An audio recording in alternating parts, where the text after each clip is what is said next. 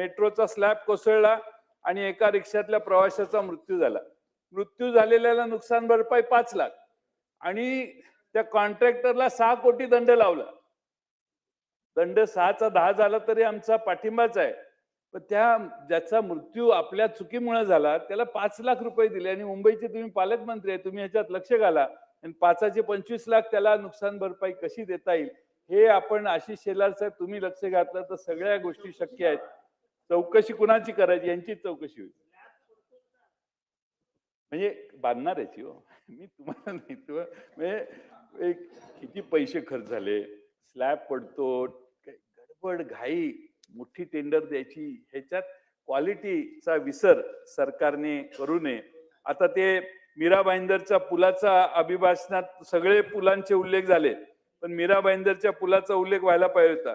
पुलाची नोंद, ती डिझाईन एकदा जाऊन बघा तुम्ही. आशिष शेलार साहेब, मीरा भाईंदरला एक पूल बांधलाय आपण, तर पुलाचं डिझाईन जरा बघायला पाहिजे. ते गलगोटिया युनिव्हर्सिटी आहे तिथून डिग्री घेऊन आलेल्याने बांधलेला दिसतोय. काय डिझाईन वेगळंच आहे ते. तुम्ही जाऊन या. हा एकटा नाही आहे. तसं नागपूरला एक आहे महामार्गाचा पूल आणि तो जातो आहे एका घराच्या बाल्कनी मधून. महामार्गाचा पूल नागपूरमध्ये. आणि ते देवेंद्रजी कसं सहन करतात हेच मला कळत नाही. त्यामुळं अध्यक्ष महोदय काय कोर्टात केस आहे, वाद आहे, काय आहे याच्यात लक्ष घालावं. आणि दुसरा महत्वाचा प्रश्न म्हणजे राज्य सरकार अभिभाषणात शक्तीपीठ मार्गाचा उल्लेख केलेला आहे. शक्तीपीठ मार्गाचा उल्लेख अध्यक्ष महोदय करतोय आपण.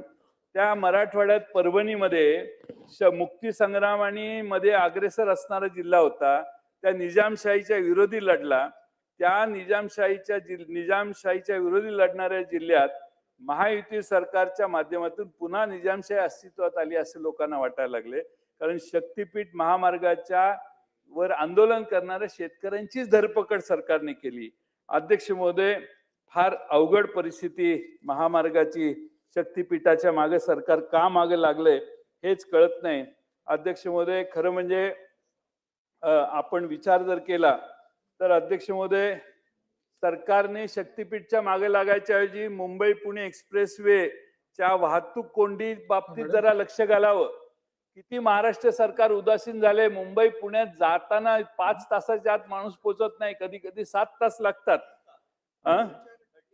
30 तास लागतात.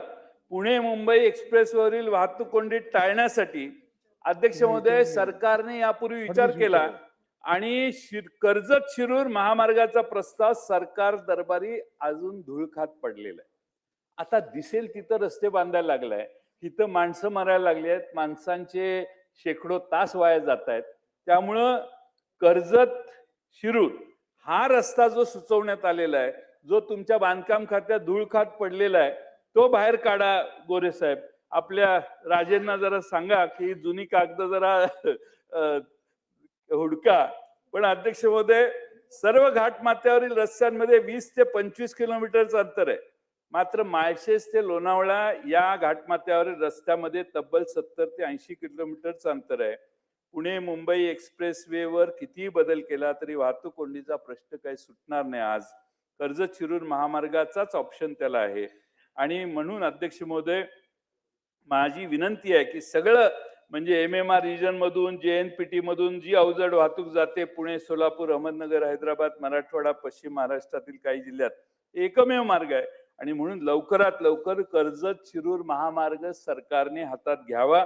आणि दुसऱ्या बाजूने ते आमच्या मागे लागलाय तुम्ही, ते शक्तीपीठ महामार्ग, ते मी इकडच्या बाजूला बसलोय म्हणून माझ्या मतदारसंघातच घातलाय. आता ती अलाइनमेंट बदलली आणि शक्तीपीठ महामार्ग माझ्या मतदारसंघातच घातलेला आहे.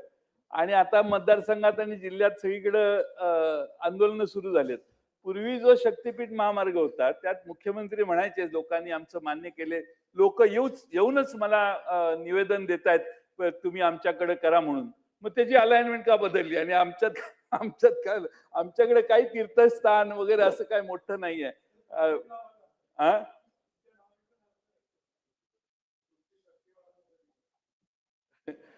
अहो, आमच्या एकदम मतदारसंघात आलाय असं करू नका. आमची शक्ती नाही वाढली तर चालेल.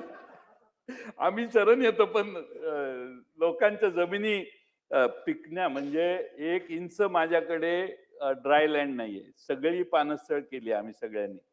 पण ती जमीन आता जर तुम्ही घ्यायला लागला तर अवघड आहे.